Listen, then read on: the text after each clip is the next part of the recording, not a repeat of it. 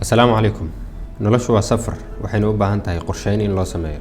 Haddii aad naftaada wax u qorsheyn karin, ma yeelan kartid hadaf, mana gaari kartid hadafka nolosha. Qof walba oo inaga mid ah wuxuu leeyahay hami, waxyaabo badan oo uu ku haminayo.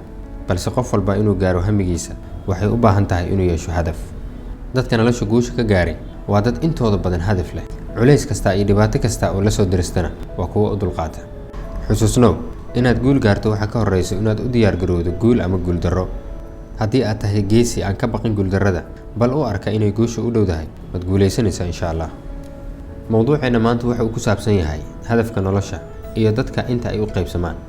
Marka laga hadlo hadafka nolosha, dadku waxay u qaybsamaan 6 qaybood waxayna kala yihiin qof aan lahayn wax yool ama hadaf ah.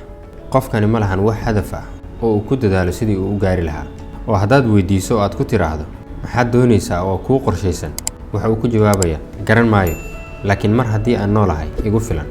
runtii dhalinteena maanta waa ay u badan yihiin qaybtan oo waxaad arkaysaa iyagoo aan wax hadaf ama yool ah lahayn, kaliya inay cunaan, cabaan, baraha bulshada iyo tiknoolajiyada si khaldan u isticmaalaan kuna gaaraan waqti dambe. waxa kada qofka labaad, qof leh yool ama hadaf laakiinse aan garanayn sidii uu u gaari lahaa yoolkaasi. qofkan yool waa uu leeyahay laakiin ma yaqaano sidii uu ku xaqiijin lahaa hadafkaas. qofkan wuxuu u baahan yahay cid ku toosisa wadada saxda ah si uu u gaaro hadafka ama yoolka uu doonayo.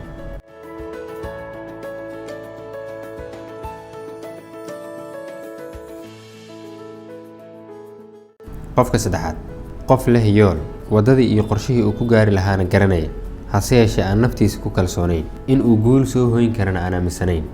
kalsoonidu waa muhiim si uu qofku u xaqiijiyo riyooyinkiisa. qofkan kalsoonidii ayaa ka maqan oo ma aaminsana in yoolkiisa ama hadafkiisa uu gaari karo. qofka afaraad, qof garanaya waxa uu doonayo, garanaya wadadii uu ku gaari lahaa, naftiisa ku kalsoon inuu gaari karo yoolkaas ama hadafkaas, laakiin waxa raad ku yeesha hadalka dadka kale. oo qof kasta oo ra'yi u soo jeediyo waa uu maqlaa. isaga oo qorshe degsaday isla markaana fulinaya ayaa qof wuxuu ku leeyahay qorshahan ma wanaagsana ee sidaan samee.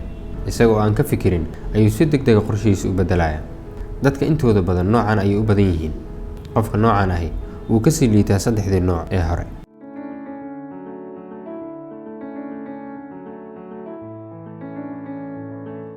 qofka shanaad, qof hadafkiisa ama yoolkiisa uu cad yahay, wadadii uu u mari lahaana ay u muuqato, naftiisana ku kalsoon inuu guul soo hoyn karo, dadkuna aanay raad ku yeelan karin oo ayna qorshihiisa wax ka bedeli karin, hase yeeshee fikirka wanaagsan uu ka qaata. laakiin qofkani guul kasta oo uu gaaro isaga ayaa dib u burburiya. hadduu dhaqaale badan abuuro, meel aan ku habboonayn ayuu ku baabi'iyaa. markuu guusha ugu horeysa gaarana wuu iscajabiyaa, kadibna waa uu fashilmaa. qofka lixaad ee ugu dambeeya, qof yaqaana yoolkiisa ama hadafkiisa, wadadii uu u mari lahaana ay u muuqato, naftiisana ku kalsoon iyo awoodaha uu Ilaahay siiyey, guul inuu gaari karana aaminsan. dadkana warkooda wixii ka anfaca uu ka qaata, yoolkiisana laga leexin karin, guusha uu gaarana aysan caqabad ku noqon, ee markii uu hadafkii ama yoolkii uu doonayay gaaraba mid kale u qalab qaata, Ilaahayna tala saarta.